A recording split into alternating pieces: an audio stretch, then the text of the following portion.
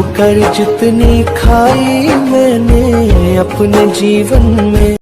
जय श्री राधे राधे, जय लड्डू गोपाल की। तो आज हम आपको बताने जा रहे हैं, जब भगवान के घर में वास होता है तो हमें मिलते हैं ये 11 संकेत। दोस्तों, अगर हर सुबह आपको ये संकेत मिलता है तो आप समझ लें कि आपके घर में ईश्वर का वास हो चुका है। वह क्या है संकेत, आज हम इसी पर बात करेंगे। भगवान को खुश करने के लिए लोग बहुत सारे पूजा पाठ और व्रत करते हैं। भगवान के आगे सुबह शाम दीपक जलाने से लेकर भोग भी लगाते हैं, ताकि भगवान की कृपा उन पर बनी रहे और उन्हें जीवन में किसी भी तरह की समस्या का सामना न करना पड़े। यह तो हम सभी जानते हैं कि भगवान की पूजा और अर्चना करने से वह हमें प्रसन्न होते हैं, पर क्या आप जानते हैं कि वह हमें इस बात का संकेत भी देते हैं। आइए जानते हैं इन संकेतों के बारे में, जो आपको ये बताते हैं कि भगवान की विशेष कृपा आप पर है। दोस्तों, जब आप पूजा पाठ करते हैं तो ईश्वर का वास आपके घर में ही होता है, चाहे वो प्रत्यक्ष रूप से हो या फिर अप्रत्यक्ष रूप से हो। वो जब घर में वास करते हैं तो आपको महसूस हो ही जाता है। कई बार आप उन्हें देख भी पाते होंगे। कई बार ऐसा होता है कि भगवान तो आपके घर में वास करते हैं, लेकिन आपकी कुछ गलतियों से लौट जाते हैं, आपके कुछ कर्मों से वो लौट जाते हैं, क्योंकि उस समय अक्सर लोग यह गलती करते हैं। वो कभी पूजा पाठ करते हैं और फिर छोड़ देते हैं, फिर कुछ दिन बाद पूजा करते हैं, उसे छोड़ देते हैं। तो यह सब सही नहीं होता, इससे ईश्वर चले जाते हैं। यह आपको कभी नहीं करना चाहिए। बहुत से लोग ऐसे भी करते होते हैं जिनके घर में ईश्वर तो वास करते हैं, लेकिन उन्हें स्वयं इस बात का पता नहीं होता और वो स्वयं उनका अपमान करके उन्हें वापस भेज देते हैं, यह कहकर कि मैं ईश्वर की पूजा रोज करता हूँ, लेकिन जब भी ईश्वर मुझे क्यों नहीं दिखते। तो आपके ये सब कहते आपके ईश्वर को रुष्ट कर देते हैं। तो इसलिए आपको आज हम वो संकेत इस वीडियो में विस्तार से बताएंगे, जिससे आप स्वयं जान पाएंगे कि ईश्वर आपके घर में आ चुके हैं। तो आइए जानते हैं उन संकेतों के बारे में। जब आप सो रहे होते हैं और ब्रह्म मुहूर्त में उठ जाते हैं, हर रोज आपकी नींद इसी समय खुल जाती है। साथ ही यदि ब्रह्म मुहूर्त में ही कोई ऐसा सपना दिखाई देता है, जैसे कि मंदिर में आप पूजा कर रहे हैं और मंत्रों का जाप कर रहे हैं, तो ब्रह्म मुहूर्त में देखे गए ऐसे सपने भी इस बात का संकेत होते हैं कि ईश्वर आपके घर में है। यदि आपको ब्रह्म मुहूर्त में ही शंख की आवाज़ सुनाई देती है, मंत्रों की आवाज़ सुनाई देती है, घंटियों की आवाज़, या कोई नाम जैसा कि कोई आपसे राम राम कह रहा है, ऐसी आवाज़ अगर आपको सुनाई देती है, तो ये दूसरा संकेत होता है, जिससे ये पता चलता है कि भगवान आपके घर में आ गए हैं। और फिर हम आपको बताते हैं अब तीसरा संकेत। जब भी आप सुबह सुबह नहा धोकर तैयार होते हैं, तब आपको एक अलग सी सुगंध आती है। ये एक अजीब सी सुगंध होती है, जो आपके घर में किसी को नहीं आती, केवल आपको महसूस होती है। ना तो किसी इत्र की सुगंध होती है, ना ही किसी अन्य अगरबत्ती या अन्य किसी चीज़ की, बस आपको ये अजीब सी महक आती है। ये सुगंध आपके मंदिर घर में से ही आती है। अब वो घर में जिस जगह होगा वही आपको यह महक आती है, और जितना आप अपने घर के मंदिर के पास जाते हैं उतनी आपको महक ज़्यादा आती है। दोस्तों, ये महक देवी देवताओं की होती है, जिससे आपको पता चलता है कि ईश्वर आपके घर में वास कर चुका है। अब जो नकारात्मक ऊर्जा होती है, जब इसका घर में आगमन होता है तो आपको घर के भीतर सुगंध आने लगती है, लेकिन जब ईश्वर का वास होता है, सकारात्मक ऊर्जा का प्रवेश होता है, तो आपको सुगंध आने लगती है। ये महक बहुत ही अच्छी होती है, प्यारी सी होती है, मीठी सी होती है, जो आपका मन पूरी तरह मोह लेती है।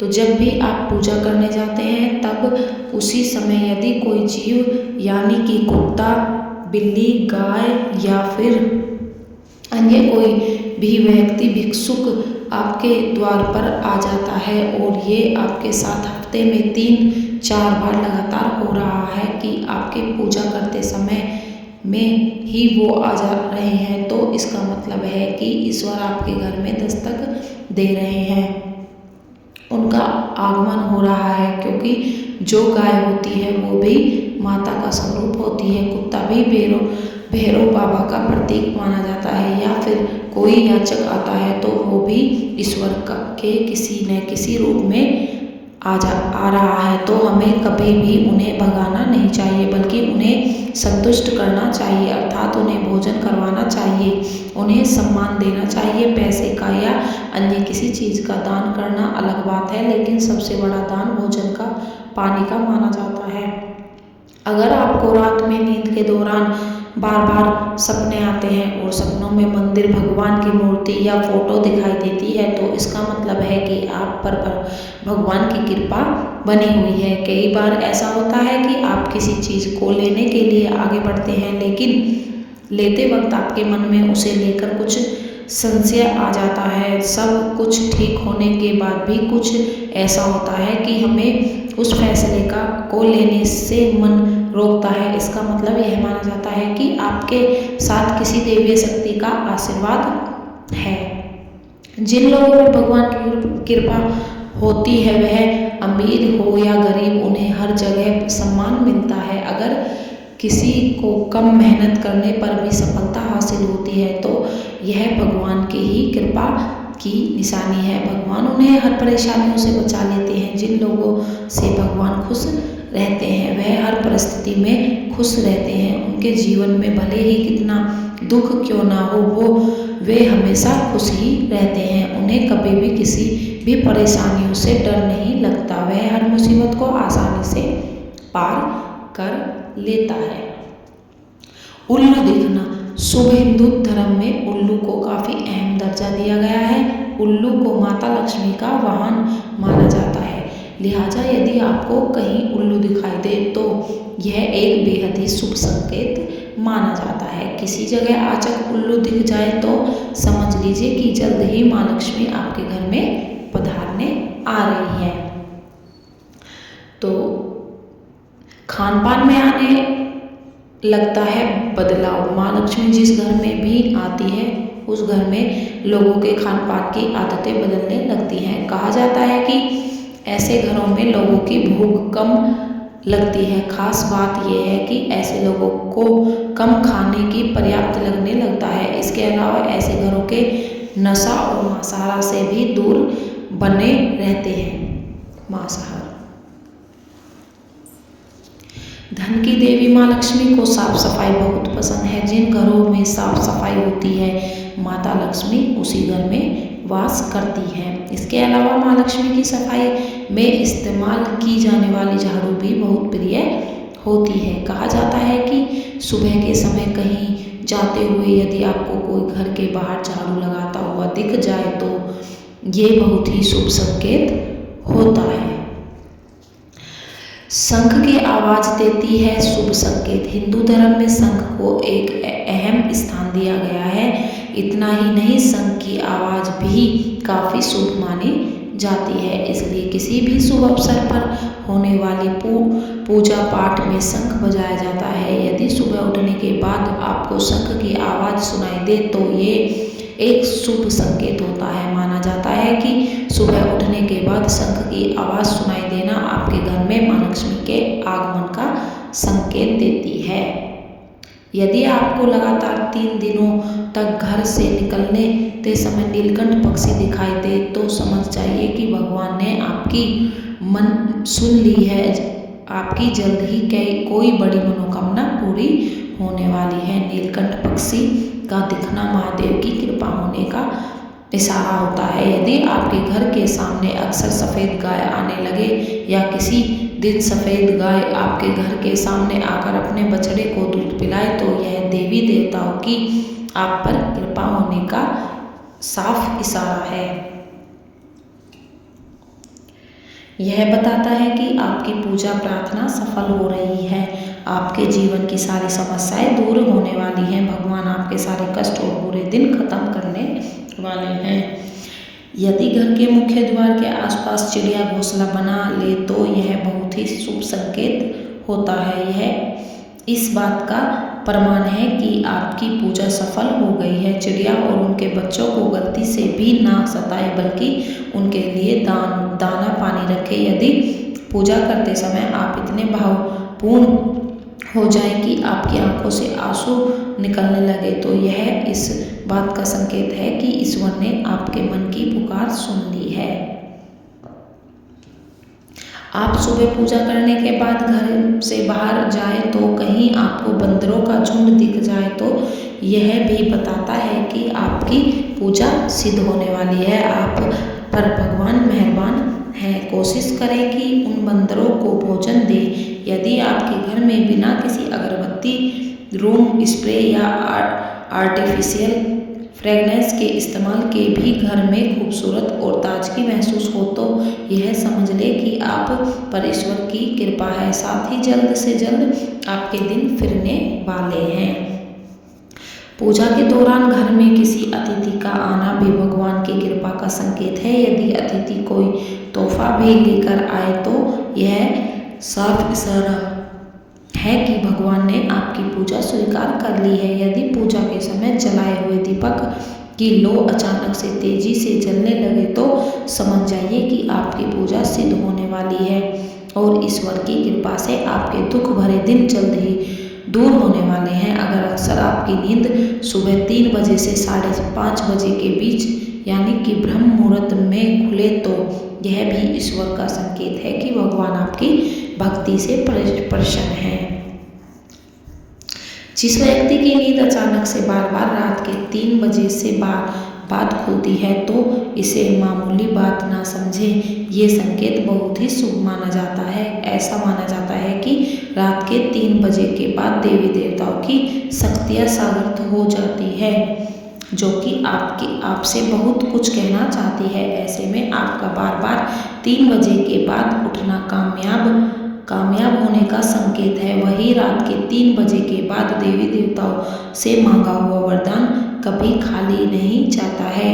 ईश्वर आपकी प्रार्थना अवश्य सुनते हैं। अगर आपको आपके सपने में ऊंचे ऊंचे पर्वत दिखाई देते हैं और वहां से बाहर हुआ झरना आपको दिखाई देता है और इस जल को आप भी पी लेते हैं तो निश्चित तौर पर आपको कामयाबी अवश्य प्राप्त होती है। अगर आप अपनी शिक्षा का सही प्रयोग करेंगे, उससे परिवार चला पा रहे हैं तो ये ईश्वर कृपा से ही संभव है। दुनिया में तमाम ऐसे लोग हैं जो शिक्षित होने के बावजूद शिक्षा का सही प्रयोग नहीं कर पाते। जिन लोगों की सेहत अच्छी रहती है उन पर भी परमेश्वर की विशेष कृपा है। सेहत खराब होने से सिर्फ आपके शरीर पर ही असर नहीं पड़ता बल्कि काफ़ी आर्थिक नुकसान भी होता है।